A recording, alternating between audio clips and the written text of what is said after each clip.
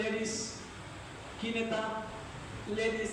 আল্লাহ পাক রব্বুল আলামিন লেডিস নেতাকে হারাম করেছেন, মহিলা নেতৃত্ব হারাম করেছেন।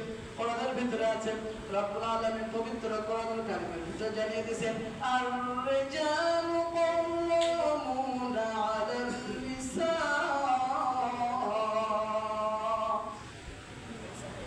সূরা নিসা ৫ নম্বর পারা ২ নম্বর পৃষ্ঠা ৩৪ নম্বর আয়াতে কারিমার ভিতরে রব্বুল আলামিন জানিয়ে দিয়েছেন যে তোমরা নারী নেতা, নারী নেতৃত্ব এটা আমি হারাম করছি।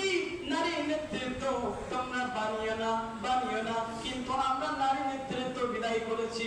সেইটি আমরা করেছিলাম, পালন করেছি কিনা? নারী নেত্রী ছিল কিনা? নারীদের কাজ হলো স্বামীর খেদমত করা, পিতামাতার খেদমত করা, শ্বশুর শাশুড়ির খেদমত করা, সন্তান সন্ততির খেদমত করা, পর্দায় থাকা, ইজ্জত রক্ষা করা। যে নারী ইজ্জত রক্ষা করতে পারে না সে কেমন করে দেশ চালাবে? বলেন। হারাম করেছেন আল্লাহ, আল্লাহ নারীকে হারাম করেছেন ক্ষমতায়।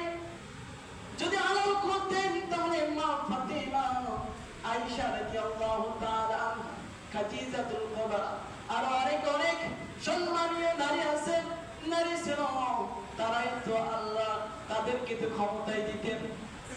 রাসূল তো তাদেরকে আদেশ করতেন যে আমি মারা গেলে তোমরাই ক্ষমতা করবে, কি তোমরাই নেতৃত্ব দিবা, বলতেন কিনা? কিন্তু আপনি রাসূলের জীবনী এবং রাসূলের হাদিস দেখেন তো কেউ এমন নারী নেতৃত্বে ছিলেন কিনা? আবু জাহেলের সময়, ফিরআউন নমরুদের সময় এমন নারী নেতৃত্ব কিন্তু ছিল না, কিন্তু তার চেয়ে দ্বিগুণ করে ফেলেছে আমরা। যে দেশে নারী নেত্রী থাকে সেই দেশে কি ভালো কাজ হয়? বলেন। লেডিসরা কি বোঝে? সেজন্য যে ভুল